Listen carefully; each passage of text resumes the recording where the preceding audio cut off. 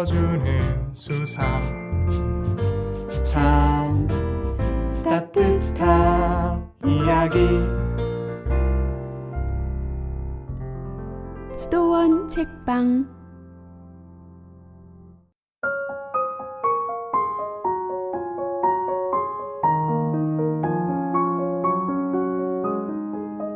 안녕하세요. 책 읽어주는 수사 성바오로 수도의 김재환 보렐로 수사입니다.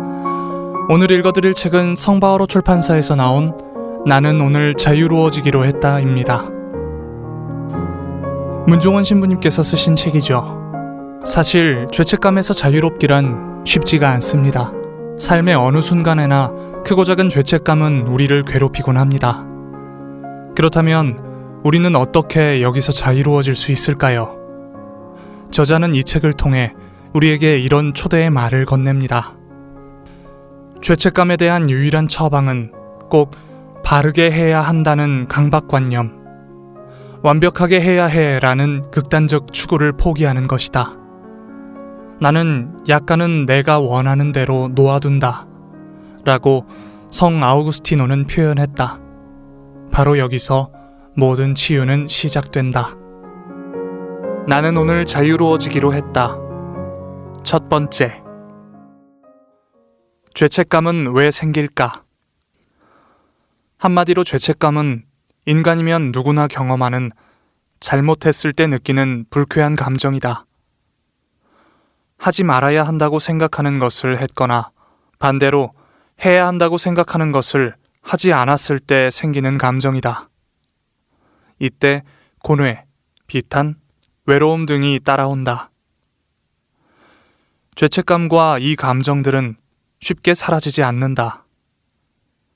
접착제처럼 달라붙어 자신을 용서할 때까지 결코 사라지지 않고 계속해서 괴롭힌다. 그러나 죄책감은 좋은 자극제가 되기도 한다. 불편한 느낌을 불러일으키지만 삶을 올바른 방향으로 이끄는 동기부여자이기도 하다. 다음은 한 가정에서 아버지가 딸과 대화하면서 경험한 죄책감이다. 대기업 임원으로 늘 바쁜 중년 남자가 있었다. 어느 날 그의 5살짜리 딸 아이는 할머니가 몹시 보고 싶어 아빠에게 수수께끼를 냈다. 아빠, 우리 집에 올 사람이 있는데 한번 맞춰봐요. 아주 오랫동안 못 본 사람이고 우리 집에 오고 싶어 해요. 누군지 알겠어요, 아빠? 남자는 딸의 장난기 어린 예리한 질문을 받고 잠시 생각에 잠겼다. 아, 그러고 보니 어머니께 연락을 드린 지가 한참 되었구나. 그는 딸아이와 어머니에게 미안한 마음이 들었고 용서를 구하는 심정으로 이렇게 제안했다. 우리 딸, 할머니가 정말 보고 싶었구나. 알았다. 이번 주말에 할머니를 집에 모셔오자. 이 사례에서 중년 남성은 딸의 질문에 회사 일로 집안일에 전혀 신경 쓰지 못하고 살아온 자신을 돌아보게 되었다. 마음이 무거웠지만 뭔가 중요한 것을 놓치고 있었음을 깨닫는다. 이처럼 죄책감은 해야 하는데 하지 못한 것에 윤리적 질문을 던진다. 다시 말해 죄책감은 해야 할 것과 해서는 안 되는 것을 지시한다. 이 지시를 받은 사람은 자기 평가와 자기 비판, 그리고 자기 처벌을 한다. 사례에서 중년 남성은 오랫동안 어머니를 찾아보지 못한 것을 후회하면서 딸과 약속하는 속죄 행위를 통해 죄책감이 주는 신호를 받아들인다. 그러면 중년 남성은 어디서 죄책감을 배웠을까? 이 남자를 포함해서 우리는 모두 어렸을 때부터 사회 규범이나 관습 등을 배우고 그것을 지키지 않을 때 죄책감을 느낀다. 그러므로 죄책감은 누구나 느끼는 보편적 감정이라고 할 수 있다. 사회 규범이나 관습이 달라도 죄책감은 느낀다. 다만 그 사회가 추구하는 가치나 문화적 차이에 따라 죄책감을 느끼는 것이 약간 다르다. 그리고 개인에 따라 죄책감을 느끼는 정도에도 차이가 있을 수 있다. 죄책감은 언제부터 느끼는 것일까? 보통 3살에서 5살 무렵에 처음 나타난다. 이 시기에 신체적, 정신적 능력이 발달하며 호기심이 많아 새로운 것에 도전한다. 아주 대범하고 다른 아이들과 경쟁하기도 한다. 스스로 계획을 세우고 목표를 설정해 달성하려고 애쓴다. 이렇게 스스로 주도적으로 무언가를 하려고 할 때 칭찬이나 격려를 받으면 주도성이 강화된다. 하지만 활동이 매우 공격적이므로 때로는 부모에게 강력한 제재를 받는다. 강한 제재를 받을 경우 아이는 죄책감을 갖게 되는데 심하면 체념하게 되고 목적의식이나 용기가 부족해진다. 급기야 자신이 가치없고 쓸모없는 존재라고까지 여기기도 한다. 이와 같이 어느 정도의 죄책감은 사회화 과정에 필수적이지만 아이의 주도성을 위축시킬 수도 있다. 나중에 아이는 죄책감 때문에 어떤 것을 하는데 끊임없이 두려움을 갖는, 그리고 스스로를 과도하게 억제하는 어른이 된다. 죄책감에 대해 이해를 돕기 위해 심리학의 이론을 빌려보자. 이드는 충동에 따라 즉각적으로 만족을 얻으려는 쾌락 원리에 따라 작동하는데 본능이라고도 말하며 비논리적이고 도덕관념이 없다. 이는 자동차의 엔진이라고도 할 수 있다. 자아는 사회적 가치와 도덕적 가치를 제시하는 초자아를 중재하는 동시에 어떤 방법으로 욕구를 충족할 것인가를 결정한다. 이 자아는 차를 운전하는 운전사라고도 할 수 있다. 초자아는 무엇이 옳고 그른가에 대한 사회의 도덕적 규범을 내면화함으로써 발달한다. 이를 어길 때 죄책감이 들게 한다. 운전사가 본능에 따라 자기 하고 싶은 대로 운전을 하면 분명 사고가 날 것이다. 반면 뒷좌석에 앉아서 운전사를 간섭하는 존재인 초자아는 운전사가 교통법규를 잘 지키고 목적지로 가게 하는 역할을 하지만 지나치게 잔소리를 하면 운전사의 심기를 건드려 운전을 방해할 수 있다. 운전하는 아내가 잔소리가 심한 남편과 싸우는 것을 종종 보지 않는가? 곧 사사건건 간섭하면 운전사의 죄책감이 지나쳐 세심증에 빠진다. 또한 운전사를 무시하고 형편없다고 비난하면 운전사는 얼어붙거나 아예 운전을 피할 것이다. 이는 운전사에게 수치심을 불러일으킨다. 자칫 죄책감이 존재 자체를 건드리는 수치심으로 이동하기도 한다. 그러면 죄책감을 일으키는 주요 요인은 무엇일까? 요약하면 다음과 같다. 잘못 말한 것이나 잘못 행동한 것을 인지, 부적절한 행동이나 말을 했다는 것을 인지, 아동기의 롤모델, 환경, 친구와 가족, 그리고 학교에서의 초기 경험, 종교적 믿음, 다른 사람들의 비난.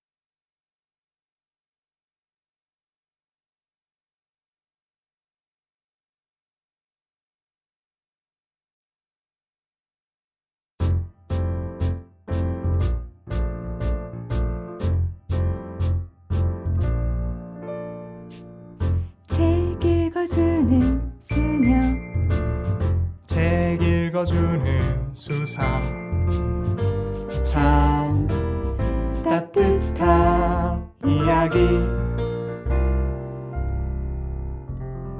수도원 책방.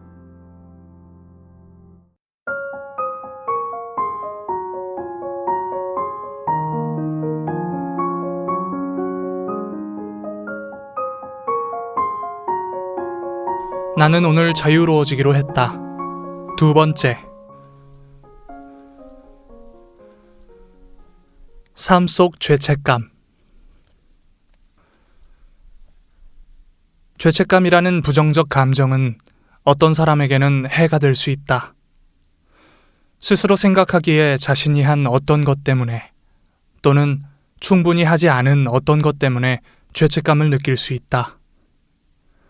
다른 사람에게 해를 끼쳤을 때 갖는 죄책감과 후회는 자연스러운 것이다.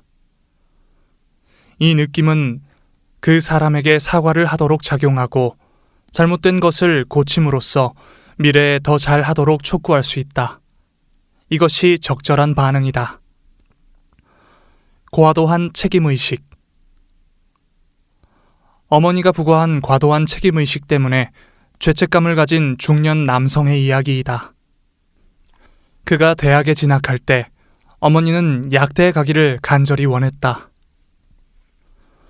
어머니는 그의 바로 밑 여동생이 신체적 장애를 갖고 있었기 때문에 그가 약대에 들어가면 평생 여동생을 돌볼 수 있을 거라고 생각했다. 당시 그는 어머니가 내세우는 황당한 이유를 받아들일 수 없었다고 한다. 그리고 몇 가지 다른 이유 때문에 그는 약대에 가지 않았다. 그는 당시에는 아무런 죄책감을 느끼지 않았지만 여동생 때문에 가슴 아파하는 어머니를 보면 죄책감을 느낀다며 이렇게 말했다. 세월이 흘러 우리 모두 각자 삶의 자리에서 살기 바빴어요. 약대를 나온 동창이 버젓이 약국을 차려 건물을 사들일 때도 별로 부러워하지는 않았는데 여동생 때문에 무던히도 가슴앓이를 하는 어머니를 대할 때면 스멀스멀 올라오는 후회의 감정이 죄책감으로 자리 잡았어요. 이 사례에서 주인공은 건강하지 않은 죄책감으로 고통을 받았다. 삶 전체에 걸쳐 그 죄책감은 폭군처럼 그의 인생을 지배하기 시작했다. 그는 가족의 맞이로서 맡은 임무와 부과되는 의무를 가급적 다하려고 노력하면서도 늘 무언가 부족하여 좋은 일을 더 해야 한다는 생각에 시달렸다. 그래서인지 1년의 반 이상을 감기와 만성 피로에 시달리며 살았다. 그가 느낀 이러한 죄책감은 자기 책임이 아닌데도 책임감을 느껴서 생긴 것이다. 다시 말해 본인의 잘못이 전혀 아님에도 가족이나 자신과 관련된 일 때문에 다른 사람이 고통을 당하는 경우에도 죄책감을 느끼는 것이다. 그래서 자기 인생을 살지 못하고 늘 연관된 누군가에게 시간과 에너지를 빼앗기며 살아간다. 무엇보다도 우리는 자신의 삶을 살아가야 한다. 그러기 위해서는 하늘이 원하는 자신의 삶을 깨달아야 한다. 가정이나 문화가 만들어 놓은 기대에 맞추어 갈 필요가 없다. 이 세상에는 가짜가 많기 때문이다. 다른 사람의 기대에 부응할 필요도 없다. 다른 사람들은 이기적인 욕심에 꽉 차 있기 때문이다. 다른 사람과 세상이 내 기대에 부응해야 한다고 생각하지 말아야 한다. 그들은 내게 빚진 것이 없다. 진실하게 확신을 갖고 자신의 길을 걸어가야 한다. 치유되고 성숙해진다는 것은 자신의 삶에 책임을 지고 땅에 자기 발을 디디고 혼자가 된다는 것을 의미한다. 그렇지 않으면 인정받거나 쓸모 있는 인간이 되기 위해서 힘과 에너지를 소비할 것이다. 다른 사람이나 세상의 기대에 부응하느라 자신의 핵심을 가리는 상호 의존이라는 노예 상태로 전락할 것이다. 그러면 자신도 잃고 행복도 잃는 것이다. 인생 여정 중 가장 중요한 것은 자기 자신을 찾는 여정이다. 이 길은 너무 길고 험해서 중도에 거의 대부분 포기한다. 익숙한 세상에 길들여진 자신이 마치 진정한 자신인 듯 살아왔다. 이는 자신의 고유한 가능성을 구현하지 않고 세상이 시키는 대로 사는 것을 의미한다. 이 경우 삶의 주체는 자신이 아니라 익명의 세상 사람이다. 익명 속에 숨어 살아가는 것이 익숙하고 편하기에 그렇게 살아온 것이다. 그러다 어느 날 문득 자신이 평생 무엇을 위해서 살아왔는지 질문하게 된다. 그리고 공허함을 마주하고 세월의 무상함과 빼앗긴 자기 시간과 공간으로 허무함을 느낀다. 그제야 진정한 자신과 삶을 찾아 나서려니 어느덧 힘이 붙인 노인이 되어버렸다. 요약하면 자신이 개입된 일련의 상황에 책임이 있다고 생각할 때 죄책감을 느끼는데, 다음은 왜 죄책감을 느끼는지에 대한 사례이다. 하나, 다른 사람의 문제에 책임이 있을 때. 둘, 삶을 돌아보며 했던 말과 행동을 후회할 때. 셋, 비합리적인 믿음 때문에. 넷, 최근 사망한 어떤 사람에게 한 말이나 행동 때문에. 다섯, 결코 책임이 없는 것에 책임을 느낄 때. 사람에 따라 작은 실수나 별것 아닌 일에 가벼운 죄책감을 느낄 수도 있고 느끼지 않을 수도 있다. 그러나 자신의 선택으로 커다란 참사가 벌어진 경우에는 누구나 어떤 형태로든 죄책감을 느낀다. 다음은 그러한 사례이다. 한 중년 남자는 자기 잘못이 아닌데도 과도하게 죄책감을 갖고 살았다. 아버지 연구소에 화재가 나서 사람들이 많이 다쳤는데 그는 그 일에 대해 죄책감을 느꼈다. 그 시절 그는 아무것도 할 수 없는 어린아이였는데도 말이다. 본인은 아무 잘못도 하지 않았는데 죄책감을 가지고 살아가는 사람은 은연중에 많다. 가령 대참사에서 혼자 살아남은 경우도 그렇다. 또 선한 행위를 하겠다는 생각이 들었는데 그냥 넘어갔을 때도 죄책감을 느낄 수 있다. 사례의 중년 남자가 죄책감에서 벗어나기 위해서는 근본적으로 아버지와 자신을 분리해서 고유한 삶을 살아야 한다. 누구나 삶은 소중하다. 정신 깊은 곳에는 깊은 무의식의 세계, 전체의 세계와 닿아 있다. 정신은 우주를 품고 있으며 끊임없이 성숙을 지향한다. 그 지향이 바로 개성화이다. 살아있다는 것이 결코 평범하지 않고 일반적이지 않다. 사례에서 주인공은 아버지와 구별된 삶을 살아야 삶 속에서 희열을 느끼고 생명이 경이롭다는 것을 체험하게 된다. 나비는 애벌레 상태에서 나비가 되는 꿈을 꾸고 새는 둥지에서 새가 되는 꿈을 꾼다. 인간은 참된 인간이 되고 싶어서 얼마나 긴 세월 인간의 꿈을 꾸는가.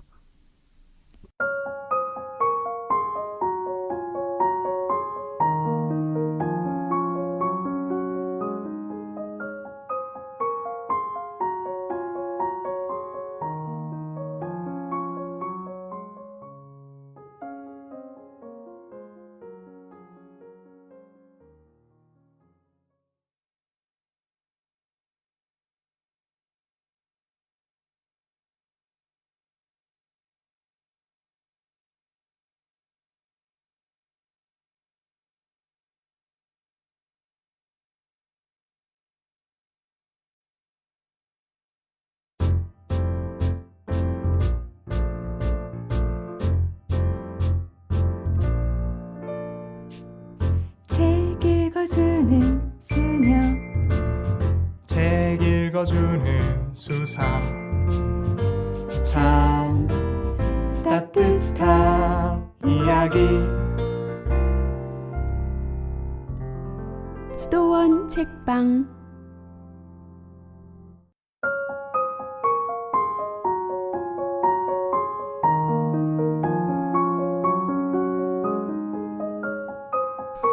나는 오늘 자유로워지기로 했다. 세 번째. 상호 의존적인 자신의 모습.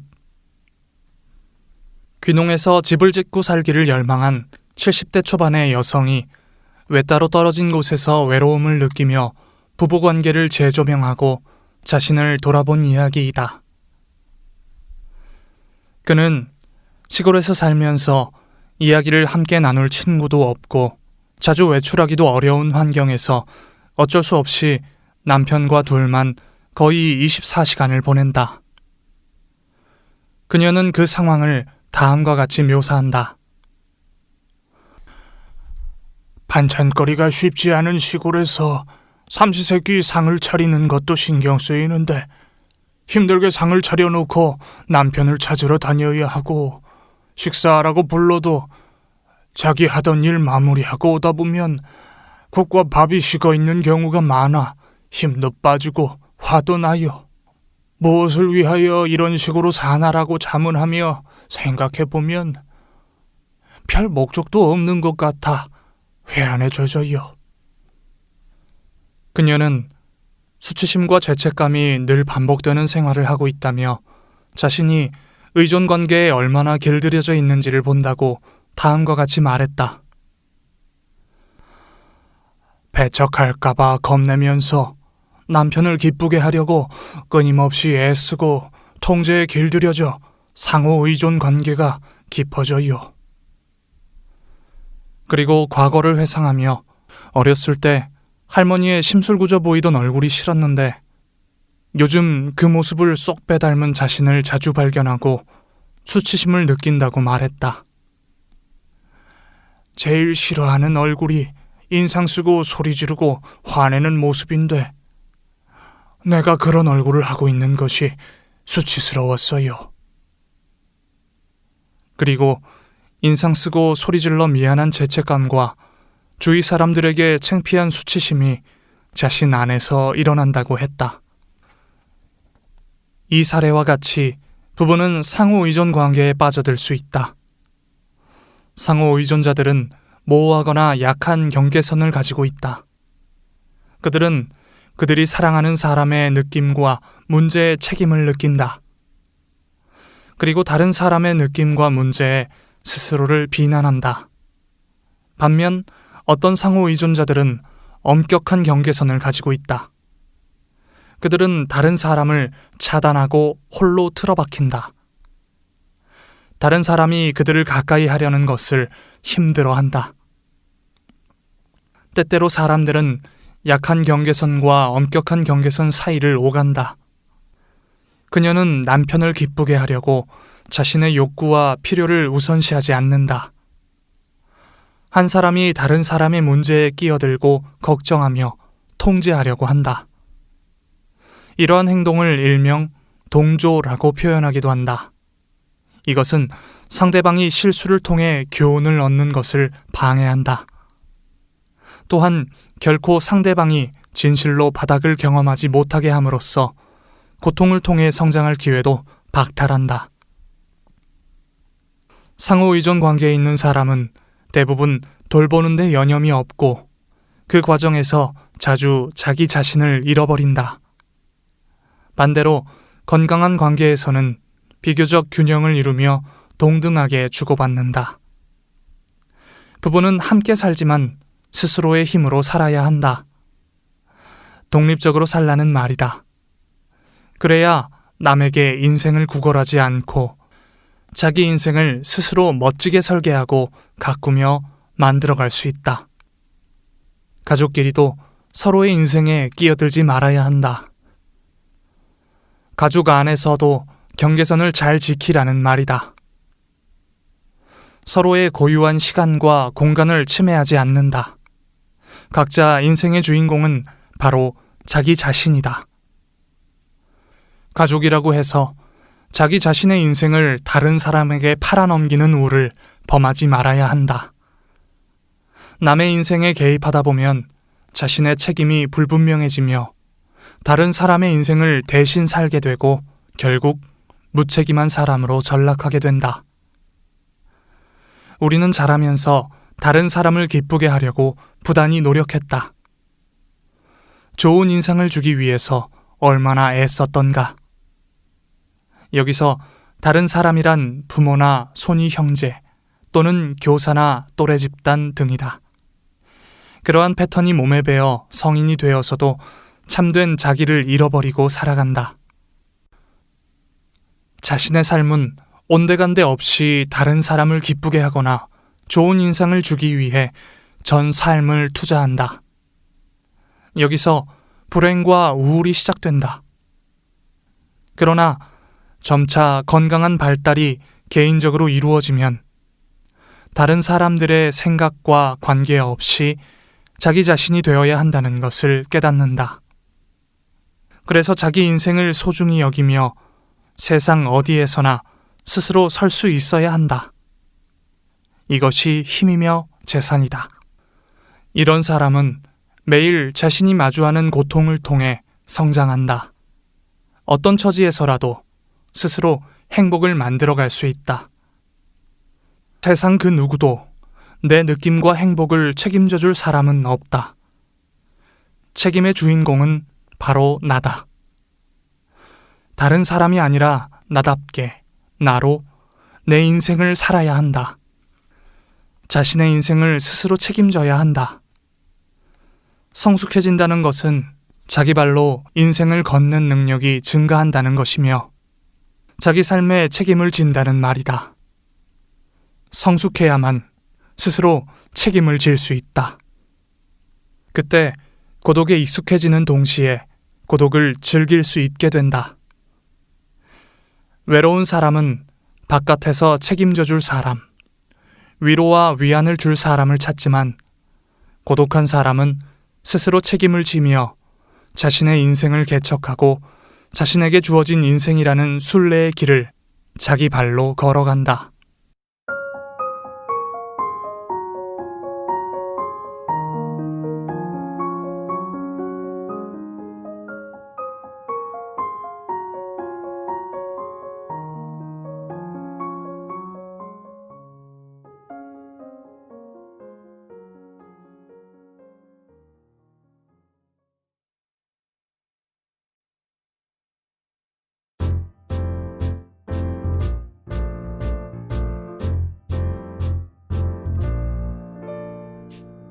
책 읽어주는 수녀 책 읽어주는 수사 참 따뜻한 이야기 수도원 책방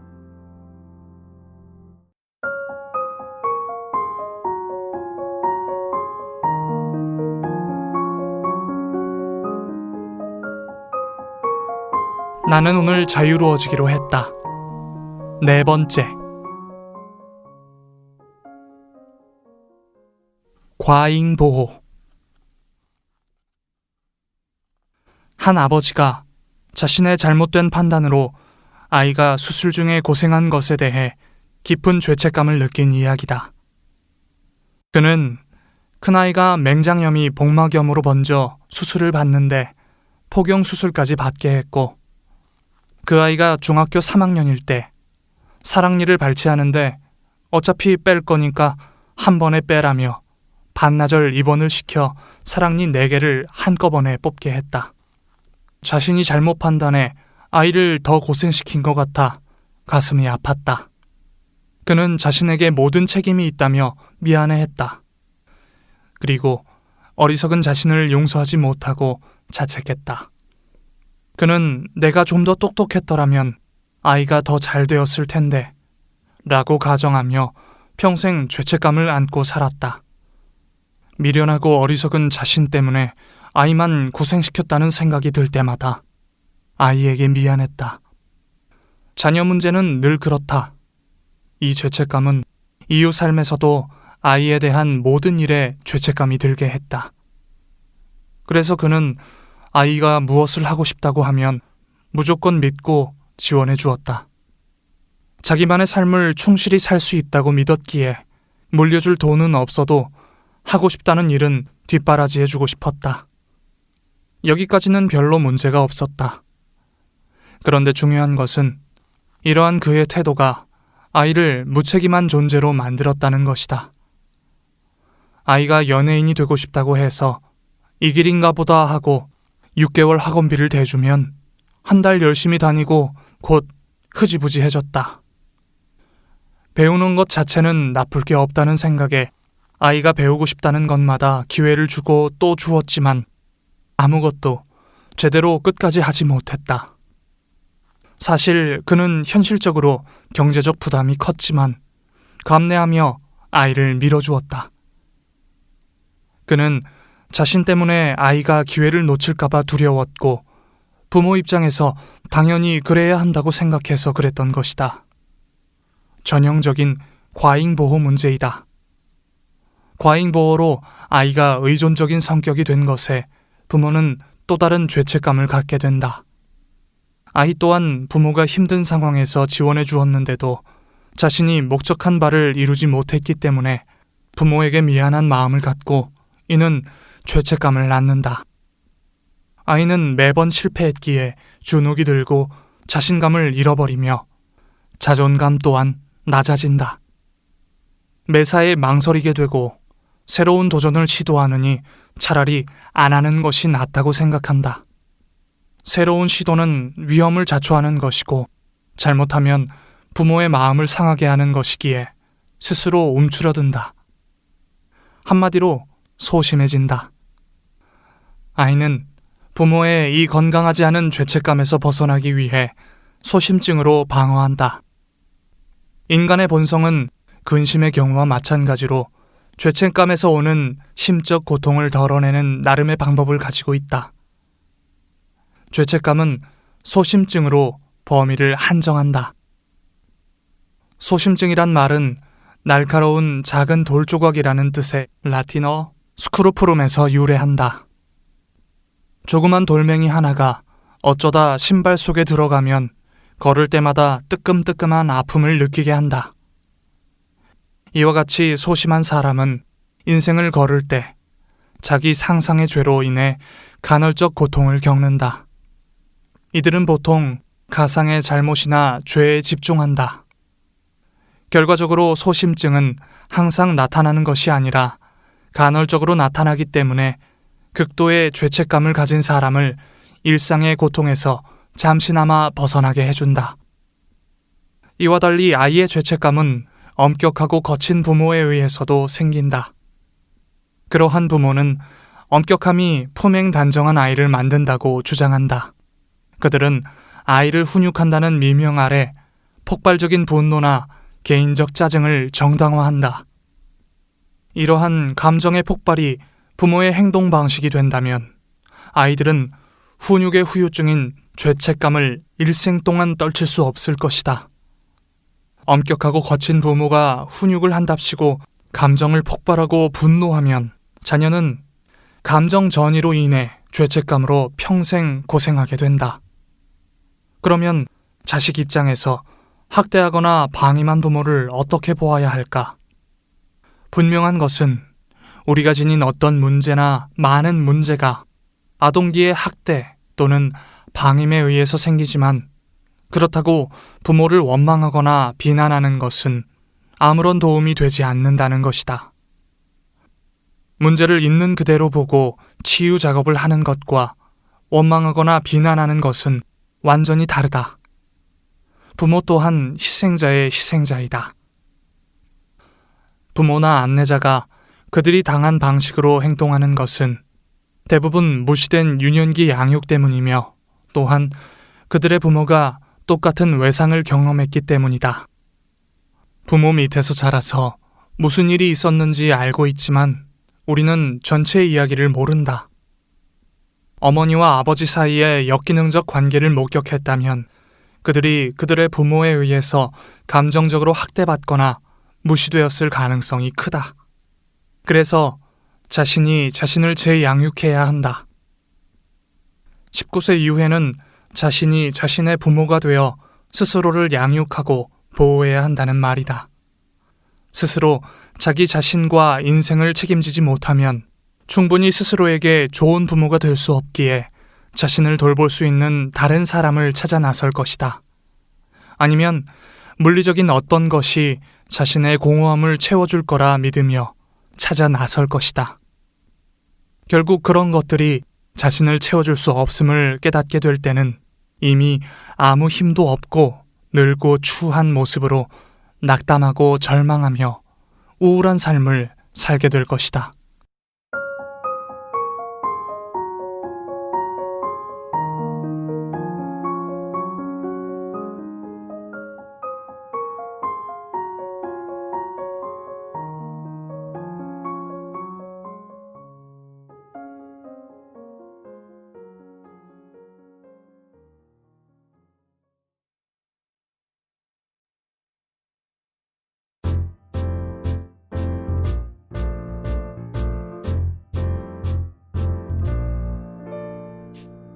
책 읽어주는 수녀 책 읽어주는 수사 참 따뜻한 이야기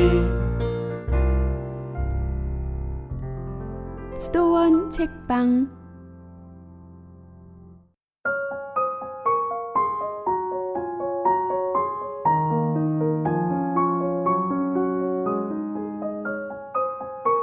나는 오늘 자유로워지기로 했다.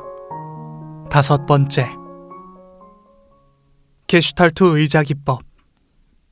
그렌 슈럴디는 의자 기법을 죄책감을 일으킨 외상 후 스트레스 장애 치유에 적용한다. 이 의자 기법에서 자기 자신과 상상으로 이해해주는 친구를 설정한다. 죄책감으로 고통받고 있을 때 이 기법은 탁월한 도움을 줄 것이다. 자기가 2가지 역할을 하는데 한 번에 한 역할을 하고 적당한 때 의자를 바꾼다. 이 기법은 느낌, 사고, 그리고 기분이 지성적 측면이라기보다는 경험적 측면에서 표현되고 진행되도록 이끌어준다. 첫째, 마주볼 수 있도록 의자 2개를 준비한다. 하나는 자신이, 다른 하나는 나를 이해해주는 친구의 의자이다. 둘째, 친구의 의자에 앉아 친구 역할을 한다. 희생자의 역할, 책임, 그리고 느낌을 포함해 정신 외상의 경험을 이야기하도록 다른 의자에 앉아있는 희생자에게 요청한다. 셋째, 자리를 바꾸고 희생자의 역할을 맡아 질문에 응답한다. 끝마치면 조용히 앉아서 느낌을 느낄 수 있도록 한다. 몸이 지각하고 있는 것에 주의를 기울인다. 그 다음 자리를 바꾼다. 넷째, 이해해주는 친구로서 희생자가 느끼고 있는 것을 느끼려고 해본다. 지지, 용기, 조언을 한다. 그 외에 질문이 필요하다면 한다. 5째, 자리를 바꾸고 대답한다. 변화는 지성적인 자신이 느낌의 자신에게 이야기하도록 하는 것이다. 비슷한 훈련으로 자신이 특별한 2 사람이라고 상상한다. 첫 번째 사람은 친절하고 용서해주고 위로를 주는 친구로 이해하고 공감하면서 이야기를 귀담아 들어주는 의지할 수 있는 사람이다. 2번째 사람은 고통을 겪고 있는 자신의 일부이다. 상처받고 죄책감을 느끼며 모리애를 받는 쪽이다. 천천히 깊이 숨을 쉰다. 그렇게 하면서 첫째 사람이 상처를 입고 손상된 느낌을 가진 2번째 사람을 사랑스럽게 받아들이는 것을 상상한다. 숨을 내쉰다. 그리고 첫 번째 사람의 사랑에 응답하고 받아들이면서 2번째 사람은 고통, 죄책감 또는 고통을 불러일으키고 있는 좌절을 해방시킨다. 숨을 들이쉬면서 2번째 사람이 사랑, 기쁨, 첫 번째 사람에게 받아들여지고 있다는 강한 느낌을 상상한다. 숨을 내쉴 때 온전하고 완전해지며 치유되면서 2 사람 사이의 구별이 사라진다. 치유의 여정은 해결되지 않은 죄책감으로 방해받을 것이다. 그러나 죄책감은 변화를 위한 동기가 된다. 우리가 돌보고 있는 어떤 사람에게 상처를 입힌다면 죄책감은 그 행동을 개선하도록 도와줄 것이다. 죄책감은 악의 없는 실수나 사건, 자신의 이상이나 정상적 기대대로 살지 못했을 때 생긴다. 나는 항상 잘못했다 라는 나의 세포 속에 각인된 생각들이 현재 삶에 부정적 영향을 미친다. 대부분의 경우 본의 아니게 악을 저지르거나 과거의 잘못으로 생기는데 자신이 저지른 행위로 인해 상대방이 당하는 피해가 클수록 그에 수반되는 죄책감도 커진다. 게다가 극도의 심한 죄책감을 느끼면 PTSD로 발전해 평생 괴로움을 겪는 경우도 생기며 심지어 죄책감을 못 이겨 스스로 목숨을 끊는 경우도 있다. 죄책감은 때로 자신이 어떤 잘못을 했기 때문이 아니라 상대방이 자신보다 더 큰 고통을 겪기 때문에 생기는데 이것을 생존자 죄책감이라고 한다. 2차 세계대전 생존자, 즉 홀로코스트 생존자들은 다른 사람들에 비해 고통을 덜 겪었거나 자신만 살아남았다는 사실에 죄책감을 느낀다는 조사 결과가 있다.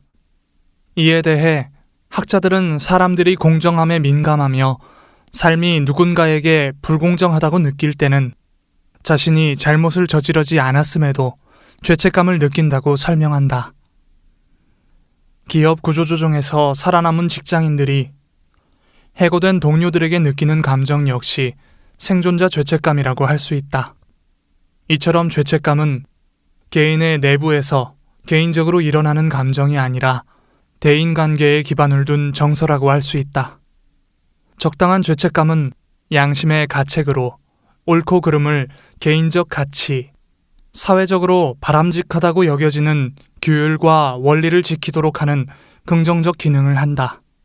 이는 개인과 사회의 유지에 모두 도움이 된다고 볼 수 있다. 그러나 지나친 죄책감과 너무 높은 도덕적 기준은 욕구에 대한 억압으로 나타나거나 불안, 우울, 강박장애와 같은 병리적 현상으로도 이어질 수 있으므로 주의가 필요하다. 현대인은 서로 다른 고통을 겪는다. 대부분의 사람들처럼 양심이 무뎌져 죄책감을 느끼지 않으려고 애쓰거나 외상을 겪은 사람들처럼 죄책감을 지나치게 강하게 느끼는 경향이 있기 때문이다. 책임의 범위가 늘어날수록 실제 감당할 수 있는 책임은 줄어들며 능력의 한계를 알게 된다. 또한 죄책감은 용서를 구할 수 없거나 용서받을 수 없다고 생각할 때 우리를 실망시킨다. 죄책감이 용서라는 행위를 통해 받아들여질 때 죄책감에서 해방된다. 보상하는 것은 용서를 구하는 일부분이다. 용서는 우리의 역사를 치유하고 죄책감을 없애준다.